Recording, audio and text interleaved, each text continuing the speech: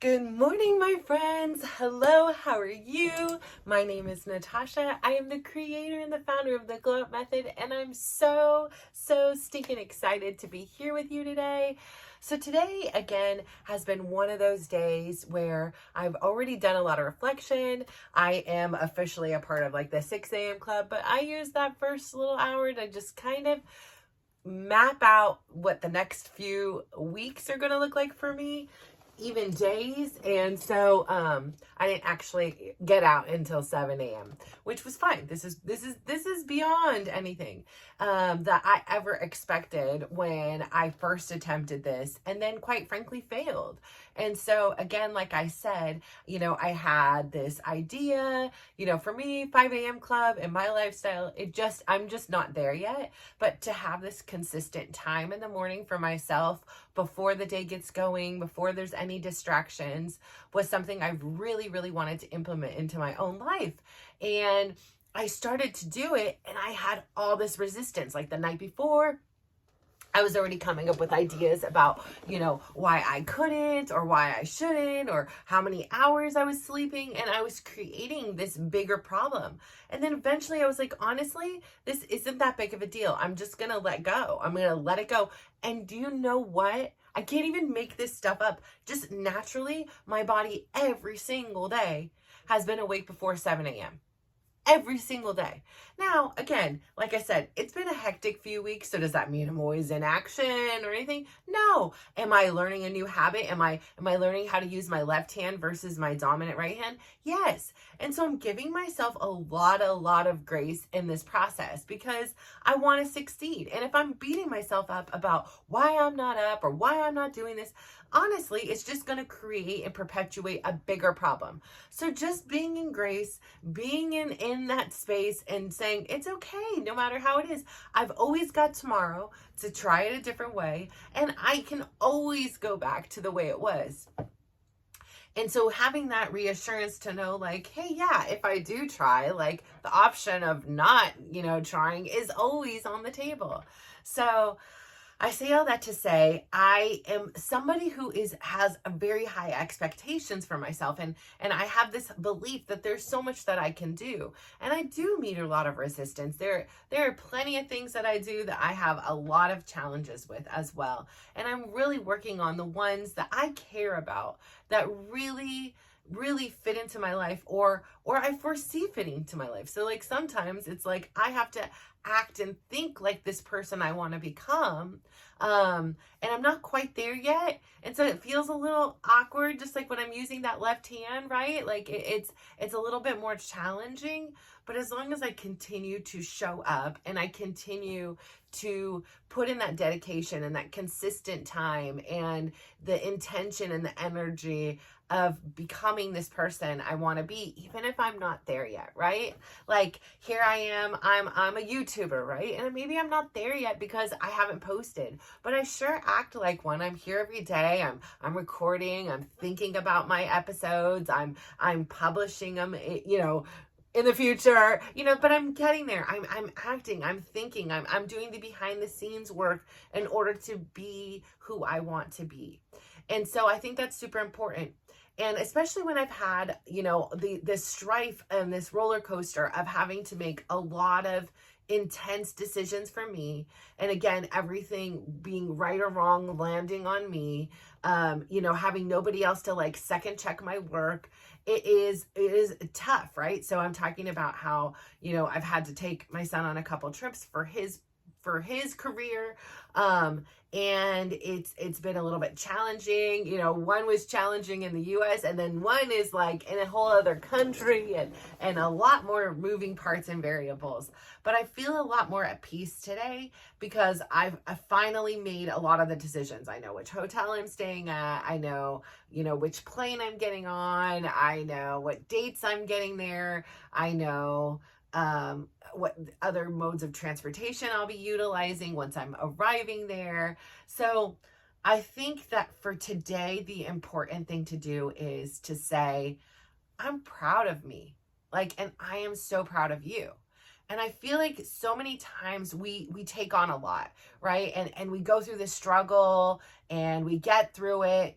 and then it's on to the next. We don't take enough time to sit with the celebration of what we did. It's like, okay, like finally we did it. Like it's almost as it's expected, or, you know, it's just, again, like I said, on to the next project or the next, you know, event or the next thing. And so today I think that what is really important is to celebrate you and to celebrate me and say, in our lives, there are just mountains and mountains of wins, mountains of things to be proud of. Like, I'm proud of myself that if given the choice, like there is a choice every day to make my bed or not, I made my bed today. I'm proud of that. I can say that because it's right across from me. I am proud that this gratitude jar, look at all these things I'm grateful for. All these days that, yes, there have been crazy things. There have been days where my child had surgery. There have been days where, you know, it was confirmed my husband and I were getting a separation. There is days in here that were amazing, that like I danced like Beyonce out there. Like there are so many things out there that happen, good, bad, neutral. But this is proof to me that I can do things if I just have the discipline, if I have the consistency, if I prime my environment, right? I leave this jar out. It's colorful. It grabs my attention. I leave the pen. I leave the Post-its.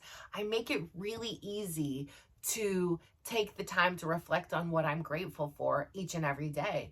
And if I miss a day because I'm out of town or I'm just exhausted, I didn't see it, whatever it is, that's okay. I can pick it back up the next day and say, oh my gosh, let me open up the jar. Did I do that? You know, like I don't remember. Did I do it? No, I didn't. Okay, let me think about it. What was I really grateful for yesterday? And having this place, like, you know, where you have things to remind you of how incredibly amazing you are. Because we are trying to live this beautiful, complete, meaningful life, right? We want to leave a legacy of positive, right? We want to, you know, show our children and our friends and our family and our colleagues and society in general that, you know, we have a purpose and that we have a reason for being here.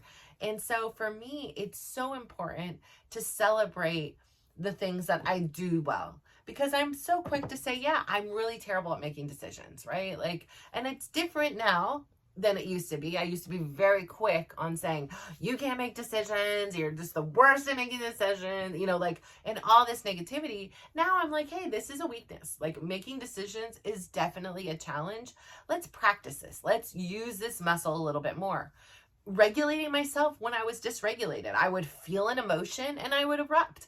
I used to be like, you know, and still some days it's right in there using my right hand. Like, but using the tool of my daily dose of dysregulation in the shower, I get this practice every single day that, like, yes, this sucks. Yes, I do not enjoy this. Yes, I do not want to do this, but I can do it. And even more importantly, even in the midst of having all these sensations on my body, in my heart, in my soul, that my mind can say, it's okay. Just breathe. Focus on your breath. Like, I can say that even in the most challenging of situations, I can go back to the most basic tools of just breathing, just talking to myself calmly. And, you know, in that moment, I may not be a calm person, but I know that that is within me. I know that I can get there. And so that's why it's really important to put in the repetition and time. I mean, if I would have just did my showers, my cold showers for 20 days and then stopped, yes, that would have been great, right? Like, I would have got the lesson. But me doing it consistently every day really gives me a few minutes a day that I get to practice this practice. And again, there's never been a day that I'm like, yes, here we go, it's cold shower time. No, I don't like it. And I get through it, and every time, even though I don't like it, I'm like, I'm really glad I did that. Like, I'm glad it's over. I'm glad I did it. I'm glad it's no longer winter. I'm glad it's this. Like, and I'm proud of me for sticking with it. Same goes with the steps. Not every day is a pain-free day. And so not every day do I really want to log those steps. But at the end of the day, when I do, and as soon as I finish, there's this overwhelming sense of peace, of accomplishment, of a way of freedom. It's a way of saying, this is what I have found has worked for me. This is how I can maintain where I am. I can have the body I'd like. I can have the physical health that I want, but I can also challenge myself mentally, emotionally, and spiritually to do this. And so it has become this bigger thing for me. The same goes with, my intermittent fasting. It's never a thought like, today am I going to fast or not? Like, yes, if I'm leaving out of town, I'm a person who likes to have the conversation ahead of time. So that I'm kind of like, okay, here's what to expect. If I end up following it, great. If I don't, it's okay. Like I don't want to ever sit in the position where before I was almost caught off guard with my own actions or my own surroundings or my own expectations. So the same thing goes with this. Like, maybe I'll record, maybe I won't. And then I did that 2 times and I'm like, no, I'm not going to record. If I end up, recording, great. If I end up not recording, great too. There's only so many days of my life I'm going to be spending it in Sweden as far as I can see. So it's really important for me to be in that moment as well and just enjoy the thing instead of pushing myself to have to do more work than I am capable of doing with a limited source of time and time zones and, there's events and things like that. So it's really important for me to be present and in the moment and appreciate that more than having to, challenge myself in a way that I'm not setting myself up for success. So, again, I'm like, hey, if you're on a plane and you don't get your steps, it's okay, or get up early and do it. So there's a lot of internal negotiations that go on. But I have to say, in the midst of it all, I'm so proud that I have had the awareness, because my life 2 years ago wasn't having these kind of conversations inside. Like I said, the conversations inside is, why aren't you working out? Why aren't you getting up? Look at Jane. She's out there. She's working out. Why aren't you? Like, why are you complaining? Why are we, oh, look, this person has a beautiful home and I don't. And, it was a very much like just, even though I was a fairly positive person, internally, I was experiencing so much strife and negativity. And so I'm so proud of myself for crossing that bridge and negotiating back. And when those voices come in, to quiet them and say, no, this is not, to not even quiet them, right? Like, I'm not silencing them. I'm saying, no, this isn't true. Like, I'm invalidating what you say. Like, this can't be true. When I used to say all the time, nobody loves me, nobody loves me, but that's not true. Right. And then once I've learned now, like, how to love myself, that is really not, I know it's not true. Where I used to say, when I didn't love myself and I would say, nobody loves me, I would think my kids loved me. I would hope my spouse loved me. I would want my parents to love me, but I really had no concrete proof or evidence, right? Like, there wasn't anything beyond somebody could say they do, somebody can act like they do, but I've seen people say things and lie. I've seen people act one way and then act another and behind back. So, it wasn't a sure thing. But the day and the days that led up to me learning how to love myself, I have my little rock here still, it's really important. Again, like I said, this was a gift from my Aunt Betty. My uncle had found it after her passing, and he was like, I found something and it just called to me that it was yours and you deserved it. And she wants you to have this. And it has the most beautiful little poem and quote with it that I love. For lack of better words. But I really, really, like, I just put this on my chest. Like, it's such a beautiful thing to finally look in the mirror and not hate myself, right? It's such a beautiful thing to say, yeah, you're imperfect, but you are worthy of love.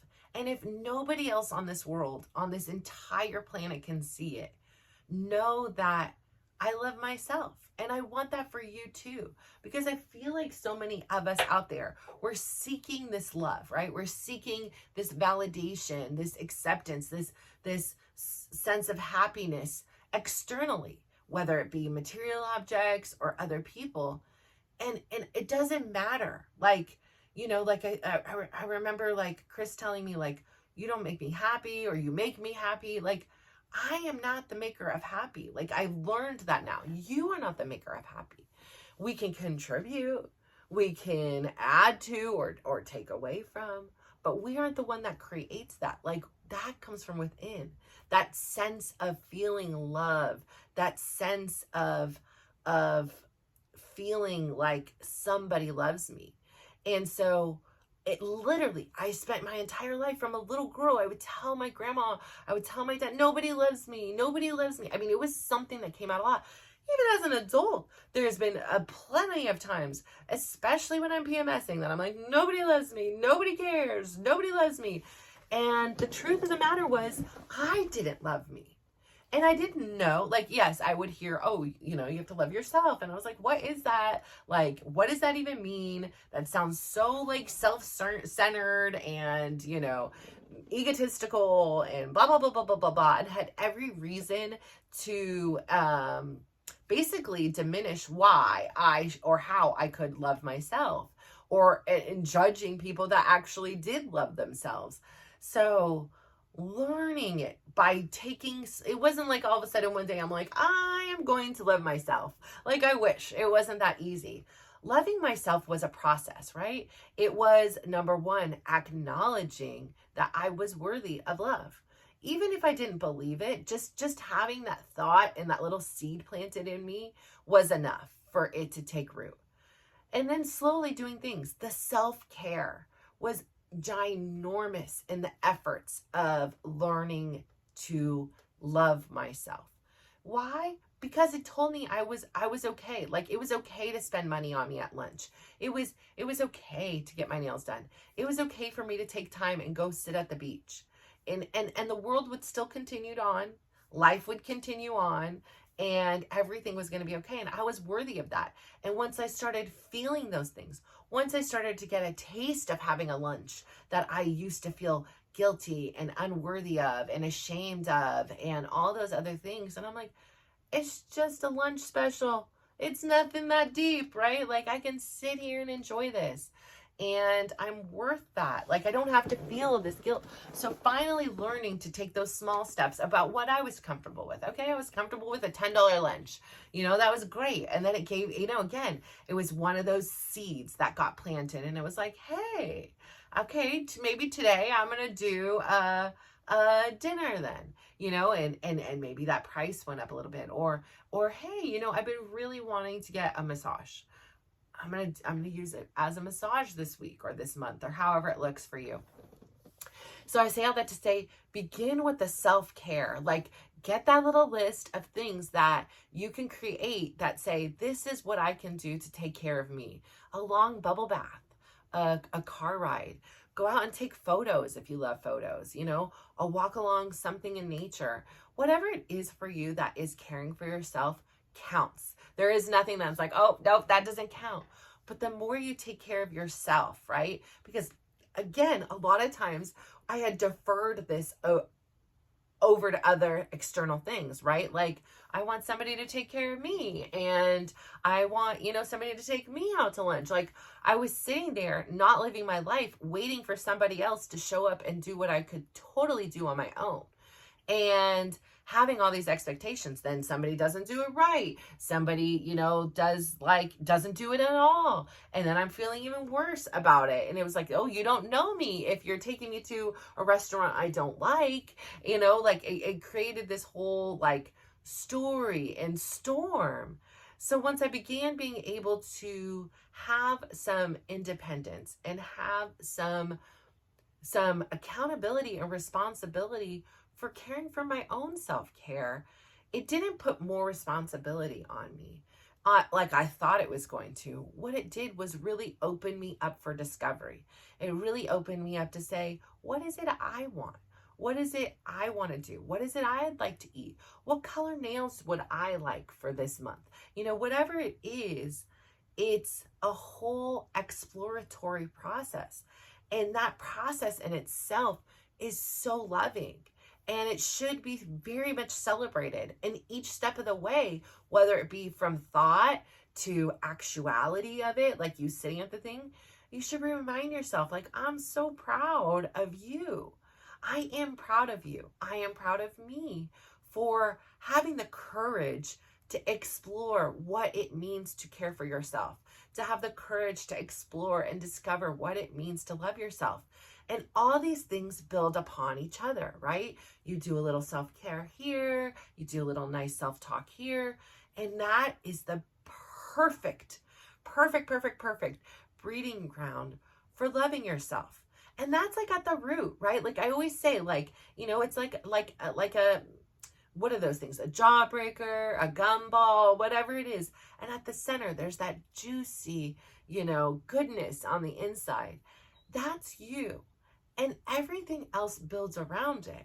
And I think so many times in life, for me personally, I know I've built from the outside in, thinking that that was the way to do it.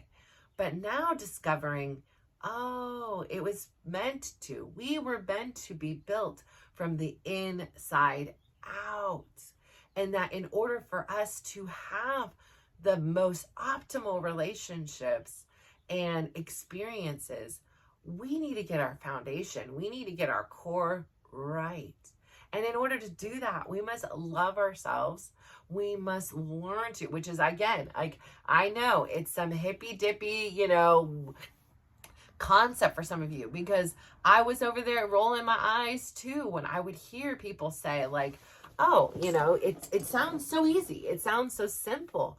But when you've spent a lifetime hating yourself, or a lifetime believing every single negative thing that somebody said about you, whether it was meant to intentionally hurt you or unintentionally hurt you, that's all there. And that's hard to walk through, and that's hard to navigate, and it's hard to defend and say, no, I'm not that person. No, I know who I am at my core. And you may believe that I am a ugly fat liar, or whatever it is you want to believe, but I know at the truth of my heart is I'm a good and generous, kind and giving person. So what you're saying cannot be true if I know for a fact that's not who I am. And so defending ourselves, internally, there's no need to defend ourselves on the externally unless we're on a trial, right? Because people think what they're going to think. That's just the way it is. We have our own biases. We do it too. And, we would love to be more open-minded and spiritual, and perhaps we'll get there, but we have to deflect to what we know. Is that a lot of times people, because of their own pains, because of their own glasses that they're wearing, because of, have their own views of other people. And that's okay. It doesn't make them fact. Those are their feelings. That's their belief, but it doesn't mean it's true. And so even if somebody tells you you're not worthy of love or you're not beautiful, they are not telling the truth. You are so worthy. You are so beautiful. You are so kind and generous. And you are so giving that you have decided that in your one lifetime, that there is a meaning that is beyond what you're experiencing right now. That you have this desire inside of you to leave a legacy for yourself, for your family, for people, your friends, for your community, that is enriched in positivity, that is enriched in kindness, that is enriched in sharing with others. And I love that about you. I really do appreciate that you find information, you have curiosity, and you seek the knowledge you need to take you to that next level. And so I'm so proud of you. And I think that that is the overwhelming theme of today is it isn't always easy. and is a challenge. And some tasks are a lot more time consuming and take a while to become habits. I very rarely go to my home gym, but my instructor was subbing. And so I was at the home gym yesterday. And when I was in there, I saw some people I haven't seen in a while, and they were very complimentary, right? They were like, oh my gosh, you look amazing, da da da da. And I was like, honestly, it's about how I feel. And one lady, she was, describing her challenges with her weight and asking what has worked for me. And, I was just honest, everything I share here. And I was like, honestly, I do a lot of dancing and I'll do a lot of moving. So I have my commitment to my steps. I have my commitment to my eating hours, which again, for me is hours. And I know that I can use a lot of improvement perhaps in my food choices, but I'm not there.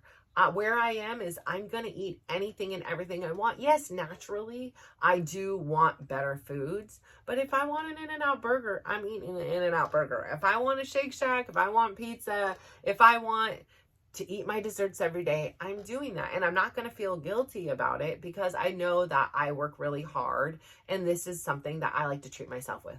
Some people like to go shopping. Some people like, sex. Some people like, alcohol or drugs.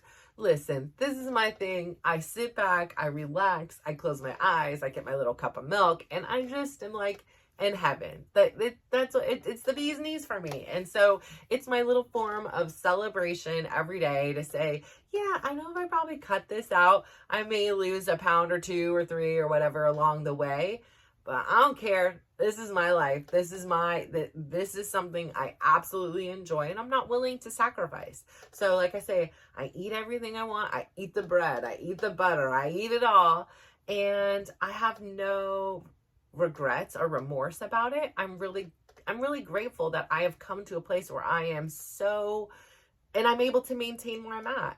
Like, the goal isn't to get any smaller. Yes, if it happens, great. But like, the goal is, I don't have a goal. Like, maintenance is the goal. To be healthy is the goal. To be happy is the goal. To inspire others is the goal. And so for talking to my friend in the gym, she had said something I've said here a million times. It's like, I don't think people realize how much harder it is for me to come in here and do this. And I was like, no, I know it is. I know how much harder it is on your knees. I know how much harder it is on your heart. Like, I know how much harder it is to just do the jump. I was like, I can tell you, I've been a big size and I've been a small size and I've been a lot of sizes in between.